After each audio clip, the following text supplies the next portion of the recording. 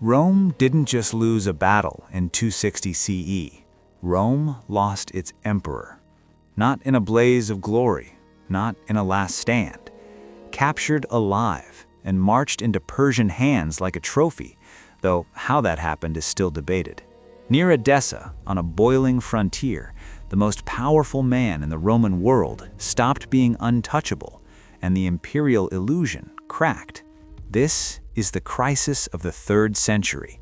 Plague, civil wars, collapsing borders, armies that can crown a new emperor faster than Rome can bury the last one. It's the kind of stacked catastrophe that feels uncomfortably familiar. When health, money, and leadership all wobble at once, everything else starts to wobble too. Valerian rides east to stop the bleeding, because if Persia breaks through, Rome's richest, most vital provinces go with it. And the man waiting for him is Shapur I, dismissed in Roman eyes as just another Eastern king, even as he builds something tighter, smarter, and far more dangerous than they're ready for. In this video, we'll reconstruct Edessa from both sides, how Valerian is taken alive, why Roman sources can't agree on what went wrong, and how Shapur turns victory into theater carved in stone. Because this defeat wasn't just military, it was meant to outlive everyone who fought it. This is Armchair Archaeology, where we sift legend, propaganda, and hard evidence until the past stops feeling noble and starts feeling real. And stay to the end, because there's a strange, physical souvenir of Valerian's defeat that still exists today and turns Rome's humiliation into Persia's greatest flex. The Roman Empire in the mid-3rd century isn't a marble statue, it's a living machine, and you can hear the bolts rattling. Along the northern rivers, commanders demand more men. In the east, a newly organized Persian power presses harder each season. In the cities, people still talk about Rome as eternal, but they're living through shortages, funerals, and rumors that outrun official news. Nothing is failing in isolation. A wave of disease doesn't just kill, it thins the ranks, empties farms, and makes every replacement costlier. Money doesn't just lose value on paper, it loses trust, and trust is what pays soldiers and keeps grain moving. When coins feel lighter and wages fall behind prices, loyalty becomes a negotiation. A legion on the frontier doesn't debate ideals, it watches the supply carts and decides whether the man in purple is protecting them or simply trying to survive them. That's how the unthinkable becomes routine. In 238 CE, Rome burns through 6 emperors in a single year, names rising and vanishing so fast the divine aura of the office starts to look like a costume passed hand to hand. Each sudden turnover of power teaches the armies the same lesson: emperors can be made and emperors can be unmade. Once that lesson sinks in, every crisis becomes an invitation for someone ambitious to try his luck. This is the inheritance Valerian rides into, a superpower forced to choose which bleeding wound to clamp first. Focus on the Rhine, and the East opens. Rush east, and the West starts improvising its own solutions, its own leaders, its own version of Rome. Across that horizon, Shapur I doesn't need Rome to collapse. He only needs it to stagger long enough for everyone to see it's mortal. So by the time Valerian rides east, Rome isn't choosing a bold campaign, it's choosing which failure to face first. If moments like this, where power quietly tilts before anyone notices, are what pull you into history, you'll feel at home here. Subscribe and join us for the next dig. Shapur I doesn't look at Rome the way Rome looks at itself. To the Romans, empire is a stage, purple robes, triumphs, marble. The comforting belief that the world has a natural center and it's them. Shapur's Persia is building something different, a state that can absorb shock and still function, the kind of system that doesn't need constant miracles to stay standing. Even his titles give him away. He calls himself King of Kings of Iran and non-Iran, not just ruler of Persians, but a ruler of peoples, insiders and outsiders alike. Identity becomes something you can administer. That mindset changes how war works. A city isn't simply something to burn, it's a node in a network. A defeated population isn't merely a crowd to punish, it's skilled hands, a tax base, a future workforce. So Shapur's victories don't end when the fighting stops. Persian records don't linger on heroic duels the way Roman stories love to. They read like governance, places taken, provinces folded in, routes opened. One inscription rattles off Roman-held cities almost like an invoice, line after line of names, less legend than paperwork, designed to make the victory feel indisputable, bureaucratic, permanent. And when people are moved, it isn't random. Communities are transplanted where they'll be useful, near workshops, near rivers, near roads that need bridging. You can picture it. Roman-speaking artisans and engineers awaking under Persian guards, and months later, laying stone, cutting channels, raising walls in unfamiliar heat, their expertise redirected into Persian infrastructure. It's conquest with an afterlife. So when Valerian marches east, he isn't facing a rival who only wants a spectacular battle. He's facing a ruler who wants to rewrite the landscape that makes battles possible. Cities that pay, roads that move armies, monuments that teach later generations what happened. Against an empire already wobbling, that combination of sword and system is devastating. Objects that survive on a desk can shape how ideas survive in time. The ancient secrets mug was designed as a modern echo of the scribal world, solid, understated, and meant for long hours with difficult questions. It's linked in the pinned comment. Edessa is a hinge city, the kind of place where you can feel two worlds breathing in the same street. Merchants count profits in multiple currencies. Soldiers argue in Latin, while locals bargain in Syriac.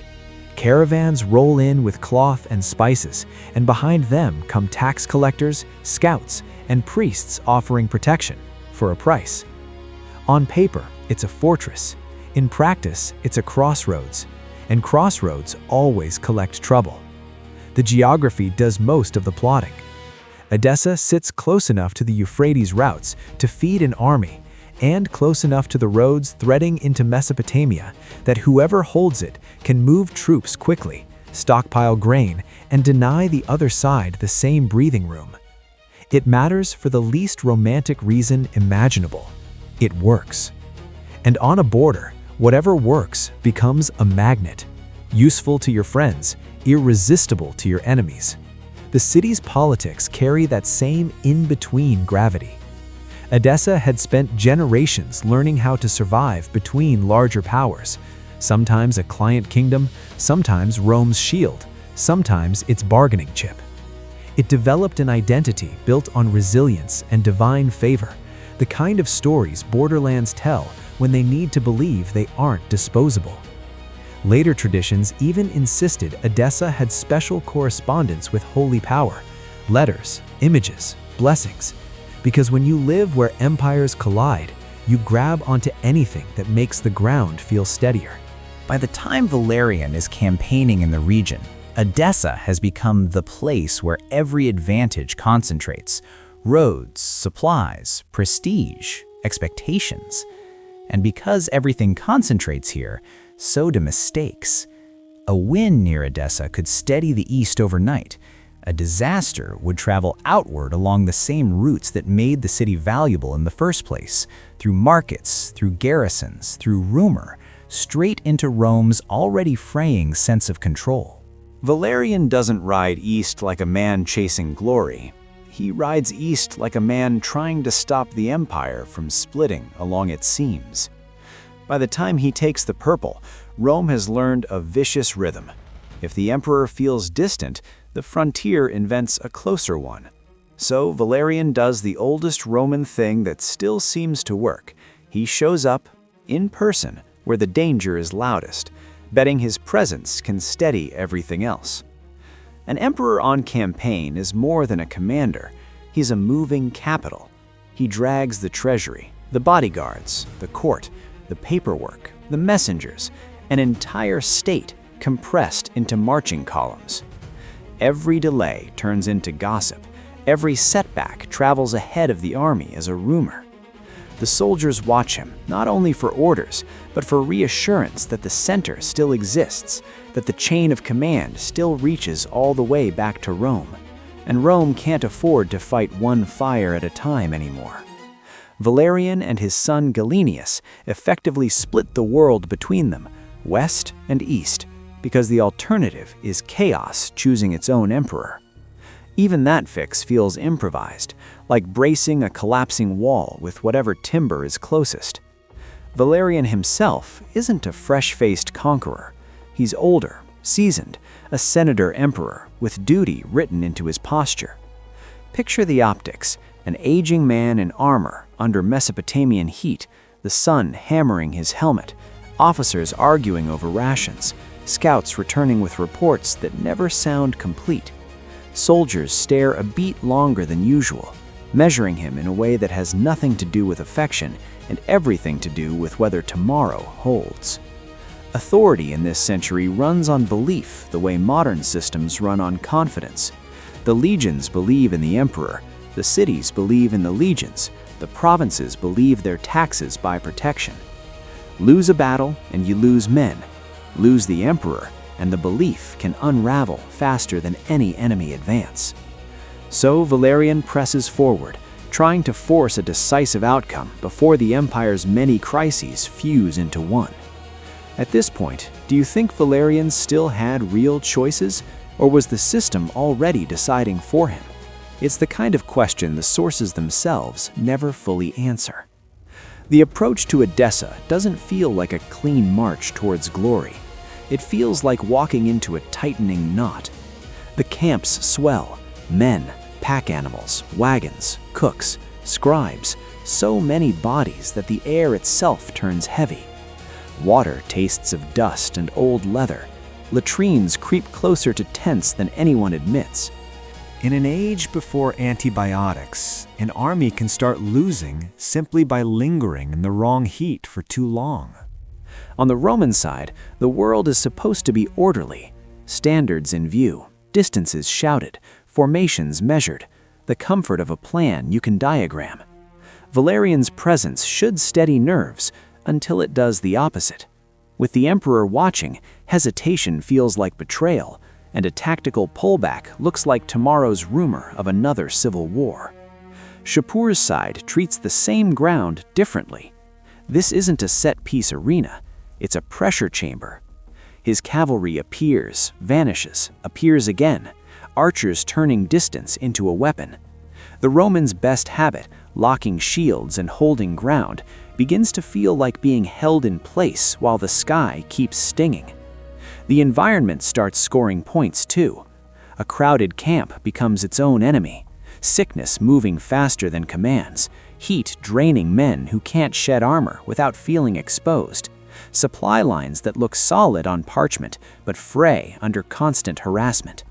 You can almost see the Roman system trying to keep its shape while the edges soften, units coughing, horses stumbling, tempers snapping over ration counts. And instead of one dramatic turning point, choices just keep shrinking. Water has to be guarded, baggage has to be guarded, pride has to be guarded. The Romans keep looking for the single punch they know how to throw. The Persians keep making them flinch first. Somewhere inside that squeeze, diplomacy starts to look tempting, delay starts to look fatal, and the emperor, meant to be the anchor, begins to read like a liability. Not because he's weak, but because he's valuable enough to take alive. At that point, the question isn't how Rome wins, it's how it exits without the system collapsing. Valerian's capture is the kind of moment later generations compress into a single, clean sentence. The emperor was taken alive. But the people inside it would have felt only a blur of bad options. That's why the accounts splinter. Not because nobody knows anything, but because defeat at this scale doesn't arrive like a curtain drop. It arrives like a room filling with smoke. One version has the Roman camp already grinding under sickness and exhaustion, supplies tightening, morale thinning. Another leans on diplomacy, a meeting, terms discussed, a promise of safety, and then the door shuts. Some Roman writers prefer that angle because it keeps a sliver of dignity intact. If the emperor was tricked, Rome wasn't outmatched, it was wronged. Other hints are colder, that the situation had narrowed so far that surrender wasn't cowardice, it was triage, an attempt to save what could still be saved.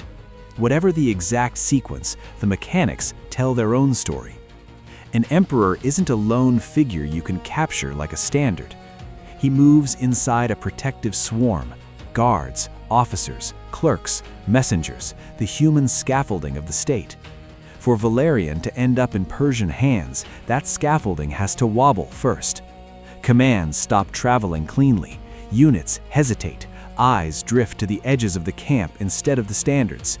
The imperial presence, meant to anchor everyone, becomes a weight everyone has to account for. And once he's gone, the damage spreads faster than any cavalry. A defeated army can regroup. A captured emperor sends a different signal down every road. To cities deciding whether to hold out, to allies weighing loyalty, to ambitious commanders wondering if the throne just moved closer. The office that's supposed to sit above ordinary misfortune is revealed as painfully human. One body that can be surrounded, isolated, removed. Shapur reads the value immediately. A dead emperor is a victory. A live emperor is leverage. Kept breathing, Valerian becomes a message no Roman proclamation can erase. Rome can be beaten, and Rome can be made to bow while the world takes notes. Once Valerian is in Persian hands, the battle doesn't end, it moves. Rome has a problem legions can't solve. How do you explain a living emperor as a prisoner without admitting the universe has stopped favoring you? The simplest response is silence. Roman writers talk around the event, shrink it, or bury it under moral lessons. In later retellings, the story turns almost theatrical. Valerian used the footstool, humiliated daily, because outrage is easier to stomach than the colder possibility that Shapur simply outplayed Rome. Persia does the opposite. Shapur doesn't just claim victory, he stages it. He has it written into inscriptions with the confidence of someone signing a document. He has it carved into rock reliefs where time can't easily erase it. The logic feels modern. Control the image, control the memory. A battlefield win fades. A monument keeps arguing long after the witnesses are gone. Underneath that is a clash of worldviews. Roman culture is built on the assumption that Rome is the measure of civilization. Sasanian culture leans on the idea that rightful kingship is cosmic, ordained, structured, reflecting divine order. So Shapur's imagery isn't merely "I beat Rome," it's "the world makes sense when Rome bows." The humiliation isn't collateral damage, it's the message. And Rome's silence leaves room for that message to spread. When there's no stable official version, the gap fills itself. Rumor, later polemic, moral storytelling, exaggeration. Over time, people remember the emotional truth more than the logistical one. The emperor captured, the empire shocked, the old certainty cracked. That's the deeper aftermath. Not only a military defeat, but a fight over what the defeat means. Rome survives by minimizing the story. Shapur rules by enlarging it, turning one moment on a dusty frontier into a lesson cut into the landscape. Empires don't just lose wars, they lose the ability to decide what everyone believes happened. This is where Shapur explains the victory. Naqsh-e Rostam isn't a palace or a battlefield. It's a cliff face outside Persepolis, already heavy with royal memory. Achaemenid tombs cut high into the rock like stone thrones. Long before Shapur, Persian kings were telling the world the same message from the same stone: we belong to eternity. So when you arrive at the Sasanian reliefs, you aren't just looking at art. You're stepping into a political auditorium with 1,000 years of imperial swagger as the backdrop. And then you see it. Shapur I, carved larger than life, seated on a powerful horse, calm and upright. The horse isn't rearing in chaos, it's controlled, almost ceremonial, as if victory required no strain at all. In front of him, the Romans are arranged with deliberate clarity. One kneels, hands raised in submission. Another stands close enough to touch, posture stiff with forced dignity. The scene is doing more than recording a win. It dictates how Rome is allowed to exist in Persian memory. The kneeling figure, often identified as Philip the Arab, a Roman emperor who made peace with Shapur, signals tribute and acknowledgement. The standing figure, commonly read as Valerian, signals something worse than death: possession. Even the spacing matters. The Roman emperor isn't tossed to the margins. He's kept near Shapur's hand and horse, placed where the viewer can't miss him. Look closely at the crown. The details are obsessively rendered, the kind of care you take when the symbol matters as much as the sword. And above it all, the older tombs loom like silent witnesses, lending authority without a word.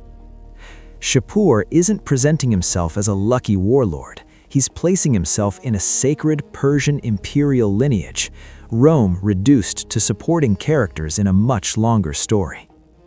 It's propaganda, yes, but it's also psychological warfare in stone. Anyone who passes that cliff, merchant, soldier, envoy, receives the same lesson without a single spoken threat. Rome can kneel, and Persia can make that kneeling feel permanent. If Shapur's reliefs are the victory speech, then his building projects are the victory made useful. Down near Shushtar in southwestern Iran, the river isn't merely crossed, it's trained. Water is split, slowed, redirected through an interlocking system of dams, bridges, and channels that turns raw flow into power. Irrigation for fields, pressure for mills, reliability for a growing city. It's conquest that doesn't announce itself with trumpets, only with outcomes: food, tax, stability. And there's a reason stories cling to riverworks like this. After Edessa, the tradition says Roman prisoners, engineers, masons, laborers, were moved east and set to work on major construction. Whether every stone was laid by captive hands is hard to prove in a modern courtroom sense, but the logic fits Shapur's statecraft. He doesn't just defeat enemies, he harvests what they know. In a world where knowledge is power, taking craftsmen can matter as much as taking a fortress. Imagine what that means on a human level. A Roman engineer who once laid out roads to move legions now measures a Persian riverbank. A mason who once raised baths and aqueducts for a Roman city now cuts stone for an imperial rival. The same hands, the same skills, only the flag changes. Rome's strength was never only its soldiers, it was organization, logistics, and the ability to reshape landscapes. Shapur turns that strength into a resource he can spend. So the humiliation becomes almost elegant. Rome loses a battle, loses an emperor, and then, at least in the memory that spreads afterward, sees Roman expertise feeding Persian prosperity. The defeat doesn't stop at Edessa, it keeps going in stone, water, and harvests long after the battlefield dust settles. And it tells you something fundamental about Shapur as a ruler. He isn't satisfied with smoking ruins. He wants functioning systems. He wants conquered people integrated into an economy that funds future wars and future monuments. While Rome scrambles to keep the ship afloat, Shapur is already thinking in infrastructure, how to make victory pay, and how to make the new order feel inevitable. After Edessa, The Roman East doesn't just feel wounded, it feels untethered. A legion can be rebuilt with recruits and pay. A captured emperor is different. He's the knot tying generals to cities, taxes to protection, oaths to legitimacy. When Valerian disappears into an enemy camp, every border commander, governor, and client king starts asking the same question in private: who's actually in charge now? The first answer is improvisation. Frontier leaders begin acting on their own authority because waiting for instructions can be fatal. Cities take stock of walls and granaries and do cold arithmetic. How long can we hold? Who can relieve us? What do we offer if relief never comes?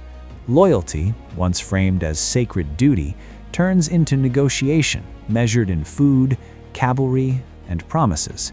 Rome doesn't collapse, but the frontier's psychology shifts.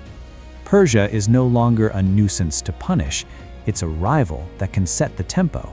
That pushes Rome towards harder defenses and faster responses, more forts that speak to each other, more patrols, more reliance on mounted troops that can meet raids with raids. Even the emperor's job changes. When an emperor can be captured, presence matters more than ceremony, and the army becomes the place where legitimacy is tested, publicly, immediately, and without appeals. Shapur I strengthens Persia inwardly too. Success is the simplest glue. A king who can hold a Roman emperor as a prisoner doesn't need long speeches to keep nobles aligned or provinces paying. So the legacy of 260 CE isn't a single humiliating image, it's a new equilibrium. Rome and Persia stare across the same border with fewer illusions. From here on, neither side can assume the other will blink. The frontier becomes a workshop of adaptation, and Edessa becomes the moment both empires learn, painfully, that power isn't only steel. It's perception, confidence, and the ability to make your version of events feel like reality. Edessa is usually remembered as an image, a Roman emperor in Persian hands, Rome's untouchable aura suddenly looking like stage paint in the rain. But the strangest part of this story isn't carved on a cliff, it's built into a river.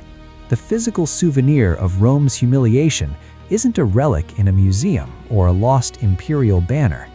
It's a working piece of infrastructure. In southwestern Iran, near Shustar, there's a dam and bridge waterworks system still known as Band-e-Caesar, literally Caesar's Dam. Let that sink in. A Roman imperial title fossilized into Persian public works. Tradition links it to the aftermath of Edessa, when Roman prisoners, men with the know-how to tame rivers, were transplanted into Shapur's empire and put to work turning conquest into irrigation, mills, and stability. However much is exact record and how much is memory calcified into legend, the name tells you what people believed mattered. Rome's defeat didn't just end in humiliation, it ended in utility. Persia didn't only take an emperor, it took capability and made it permanent. That's why Valerian's capture wasn't just a bad day for one man in purple. It was Shapur proving he could do what empires dream of, absorb the enemy's strength and spend it for decades. If this reshaped how you see Rome and Persia, tell me in the comments what hits harder, the cliff-carved propaganda at Naqsh-e Rostam, or the fact that Caesar's dam still carries Valerian's defeat in stone and water. Share this with a friend who loves ancient, you-can't-make-this-up history, and subscribe to Armchair Archaeology for more Past with a Pulse. Tap the bell so you don't miss the next dig. For your next stop, jump to We Found the World's Oldest Solstice Alignment, or hit the Middle East playlist for the bigger frontier story, both on screen and linked below. Until next time, keep questioning, stay curious, and remember, the past doesn't just haunt us in ruins, it runs under our feet like a redirected river, carrying old victories forward, one quiet current at a time.